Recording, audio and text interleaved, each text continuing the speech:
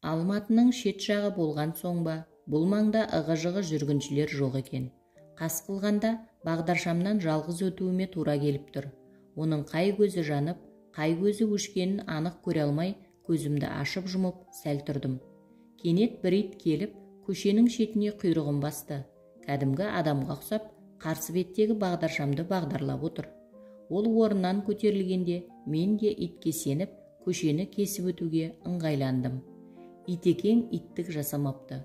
Ол бүлкектеп желе жөнелгенде, көлік біткен тоқтады. Демек, қауіпсіздігімнің кепілі жасыл көздің жанғаны ғой. Көшенің келесі қапталына өттім де, көзіммен әлгі итті іздедім. Ол желе жортып, ұзап бара жатыр екен. Көзі өткір итке қызығып кеттім. Бүркіттің көзі бірнеше шақырым жердегі ноқатты айнытпай көреді екен. Ондай қыран жанар бұйырмай-ақ қойсын. Тым болмаса мына қаңғыған иттің көзіндей алысты аңдай алатын жанарым болсашы. Өз-өзімнен ұнжырғам түсіп үйге келдім. Үй деген аты ғана. Құрқылтайдың ұясындай құжыра. Тынысы тар бір бөлме. Бөлмелес серігім Сәуле айналдында күйгелектеніп жүр. Иығына ілген лыпаларының бірі де ұнар емес. Сәуле, қайда жиналдың дедім көңілсіз үнмен. Өмірдің қызығын көруге әрине. Мына қапырық бөлмеде жастық шағымды өткізгім келмейді, деп ол бет-аузын сылай бастады. Көңіліңнің төрінен орын алар серігіңді жолықтырдың ба? Сәуленің жасанған қылықтарына қарап отырып, оның ұсақ түйекке бола сонша күйіп піскеніне күлкім келді. Серіме, періме білмеймін, әйтеуір кешкі асқа шақырды ғой, не де болса барайын. Сені ертіп алайын десем, ондай думанды жерді ұнатпайсың. Миың шайқалды деп бедің? Мені ертіп алуға арлансаң, өзіңе тең құрбы табылар, Сәуле. Көтеріле бастаған көңіл құсымның қанаты қайта қырғылғандай болды. Туфлиінің темір өкшесімен жүрегіме қорлық қазық қағып бара жатқандай ол кетті. Қалың ойдың шырмауында мен қалдым. Өзім еске алуға жүрексінетін сол қорқынышты күн көз алдыма көлбеңдей қалды. Қарашаның кеші еді. Әдеттегідей жұмыстан шыққанмын. Оқушыларыма көшені кесіп өтерде өте абай болуды ескерттім де, үйіме апаратын жолға түстім. Зымырандай жүйткіген көліктердің саябырсуын күтіп, шетте аялдап қалдым. Көшенің бұл тұсында жаяу жүргінші жолағы жоқ. Ол антұрған жолақ көшенің тек жарты шақырымдай жүріп, зорға жетер тұсында ғана орнатылған. Сондықтан нар тәуекелдеп өтуге қамдандым. Бағыма қарай сол қапталдан келген жеңіл көлік жылдамдығын азайтып, өтуіме мүмкіндік берді. Асығып оң жағыма жалтақтадым. Жұлдыздай ағып келе жатқан мәшинені анық байқадым. Өтер өтпесімді білмей, екі ойлы болып қанша тұрғаным белгісіз, әлгі аққан жұлдыз маған жете бере, жылдамдығын сәл тежегендей болды. Осы сәтте тездете басып, соңғы қадамды аттай бербедім, тажал күркіреп келіп, қағып өтті. Менің соңғы сезгенім, өзімнің жерден жойқын екпінмен көтерілгенім. Одан әрі мен үшін беймәлім бір әлем басталып кетті. Қайта жерге қонбадым. Әппақ нұрға толы шексіз шетсіз әлемде бір маужыраған күй жанымды ұйытып барады. Тірлікте ұйықтап жатып та, әлденеге алаңдайтын пенде басым, мына сұлу әлемнің жанымды маужыратқан тыныштығына сіңіп бара жатқандаймын. Тәнімнен ажырап қалғандаймын. Бірақ оны қажетсінген де жоқпын. Тіршілікте әлденеге таласып, тартысып жүріп, ешқашан дәл мынадай мамыражай сәтті сезінбеген жазған басым әппақ кеңістікте қанатсыз-ақ ұшып бара жаттым. Мен есімді ауруханада жидым. Дәрігердің айтқандары мені қиялымда да ұшпастай етіп құлдилатып жіберді. Аяғыңыз күл болып сынған, сүйектің орнына темір салдық, деді ол жайбарақат дауыспен. Сынған аяғым жүруге жарар мекен деп көзімді жыпылықтата беріп едім. Ауыр соққыдан көз тамырларыңыз қысылған, миыңыздың сыртқы қабаты езілген, деді. Мына сөзден соң құлағым тұнып кетті. Құлағыңыздың дабыл жарғағы жарылған. Шипагерімнен жаныма сүйеніш болар сүйінші хабар ести алмай тістене бердім. Оң жақ азу тісіңіз қатты соққыдан сорайып кеткен. Барлық тісіңіз сәл қисайған. Ұзақ уақыт емделуіңізге тура келеді, деді де жылыстап кетіп қалды. Менің өмір үшін күресім сол күннен басталған еді. Ауылдан анам келіп, аурумен дара айқасымды жеңілдеткендей болды. Ауыртпалық әкелген ауыр күннің елесіне елегізіп отырғанда, қалта телефоным безетті. Шұқшиып едім, әріптесім Ләззат екен. Айым, деді ол алқынып. Жеңгем қуып жатыр. Ағамда үн жоқ. Шіріген орам жапыраққа тойып алған салпан құлақтай жер шұқып отыр. Бір-екі күнге де мұрсат бермеді ме? Ақ көңіл құрбыма жаным аши қалды. Көмектесерге қайран жоқ. Жеңгем жау екен, тура қазір кет деп долданып жатыр. Буыншақ түйіншектерімді қолтықтап, саған барсам деп отырмын. Сосын жетім бұрыш жағалап көрермін. Менің жауабымды да күтпеген Ләззат алғысын айта жөнелді. Ләззатқа құшақ жаяр қауқар жоқ, кел демеске лаж да жоқ. Әйткенмен көңілімде уайым бар. Үй иесі қожайын әйелдің қабағы түйілсе, ебін тауып жадыратармын. Сәуле Ләззатты суқаным сүймейді деп шатақ шығарса не істемекпін? Шіркін, өз үйім болса ғой, Алматының төрінде болмаса да, бір алыс шетінде құстың ұясындай ғана төрт қабырға бұйырсашы. Онда ағасынан пана таппай, жеңгесінен жәбір көрген Ләззаттай әріптестерімді тегін-ақ тұрғызып алар едім-ау. Көңіл дарқан, қол шолақ. Қақпа сыртынан Ләззаттың даусын естіп атып шықтым. Ол амандық саулық сұрауға үлгертпей, жау жеңгесінің хикаясын баяндай жөнелді. Білесің бе, қойныңдағы қатын дұшпан деп қазақ атам біліп айтқан екен. Есептер әлемінің есті аруы мына мақалың кімге қатысты? Сөйлей жүріп, оның бір сөмкесін көтеріп едім, ішіне тас толтырып алғандай зіл батпан екен. Жеңгеме қатысты айтқаным ғой, андағы ауыр сөмкені маған бер.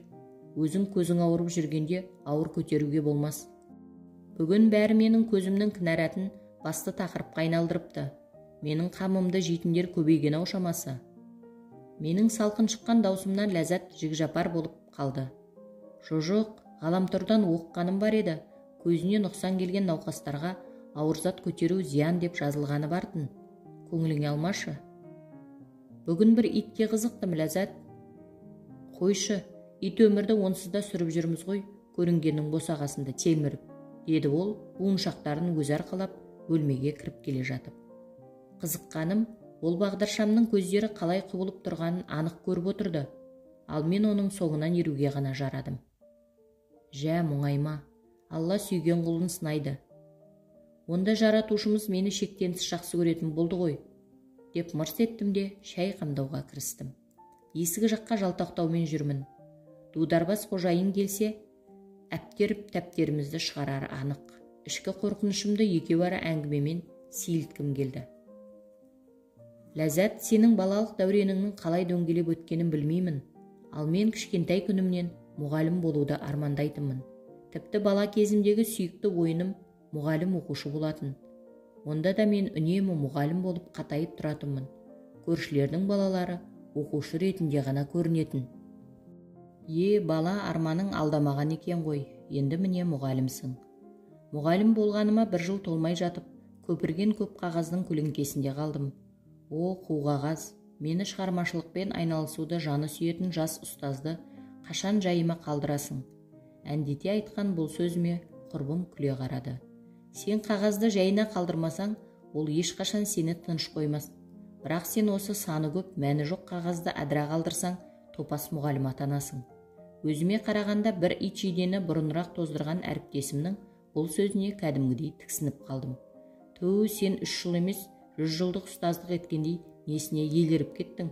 Еңбексіз тапқан мал дәулет болмас деген, еңбек ету керек. Сонда топас деп сені ешкім түртпектемейтін болады. Бұл сөзіме көнер Ләззат көрінбеді. Сен студенттік арманыңнан арыла алмаған сабаздың өзісің-ау. Оқушылардың алдында биязы жымиып, ұлағат сөзін айтамын деп әсте ойлама. Оған сенің уақытың болмайды.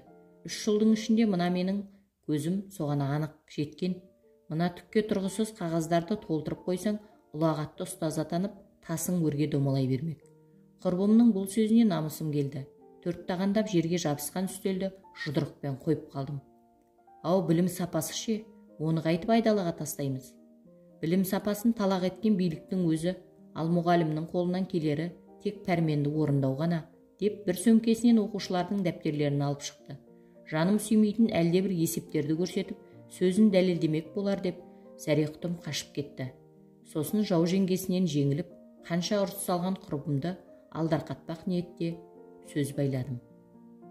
Сенің сөздеріңді тыңдасам, ақыр заман келіп қалғандай көрінеді.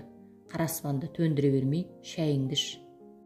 Ақыр заманның баласы аласа туады, әке-шешесімен жағаласа туады деген сөзді естуің бар ма? Өзі математик бола тұра, қазақы сөз саптауға шебер Ләззатқа сүйсіне қарадым. Ол ақыр заман философиясының деректерін алдыма жайып салды. Онда сол естігеніңді оқушылардың шынайы ортасына кіргенде көзіңмен көресің. Олай деме деп дауласып бақтым. Бір жылға жетер-жетпес тәжірибем болса да, бала деген болашақ, бала біздің кемел келешегіміздің кепілі. Сондықтан оны Ыбырай Алтынсариннің жеміс ағаштары әңгімесінде айтылғандай түзу бұтақ етіп тәрбиелеуіміз керек. Қазіргі оқушыларда мұғалімнің екі аяғын бір етікке тығып, ағаш атқа мінгізіп жіберетіндей құқығы бар. Ал мұғалімнің құқығы бәріне иіліп тұру. Ләззат аға жеңгесіне ғана емес, күллі әлемге ренжулі тәрізді. Ләззат, мен саған Мұқағали ағамыздың бір өлеңін оқып берейін. Мүмкін жеңіс пен жеңілістен тұратын мынау өмірге деген өкпе налаң жойылар. Үстелдің астында қатталған кітапты алып, көзіме жақын ұстап оқи бастадым. Шыда, шыдай түс, шыда тағы, мына өмір шыдамдыны ұнатады. Неге сонша жақын ұстайсың?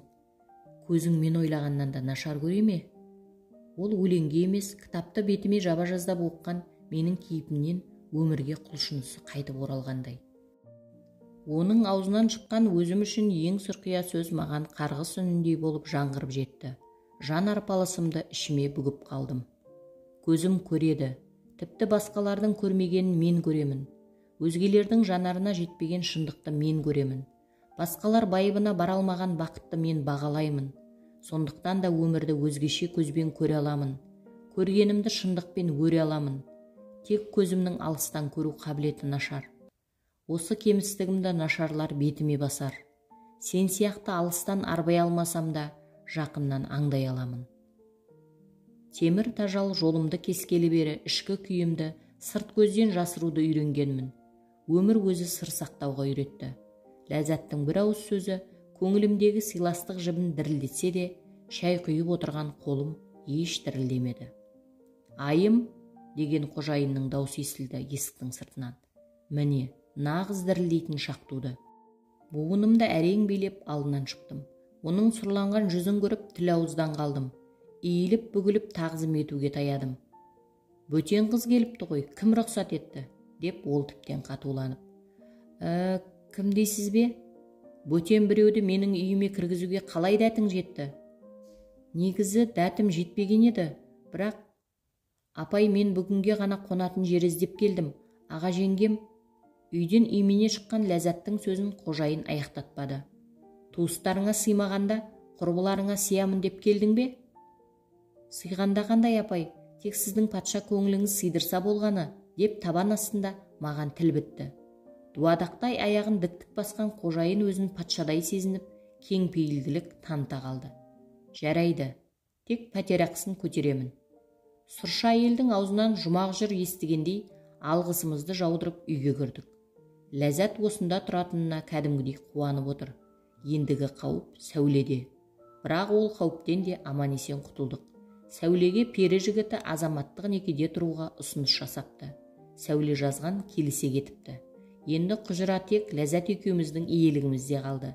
Көңілді күптеткен бір жайт, қожайын бөлмедегі жалдаушы саны өзгермесе де, жалдау ақысын қымбаттатқан қалпынан танбады.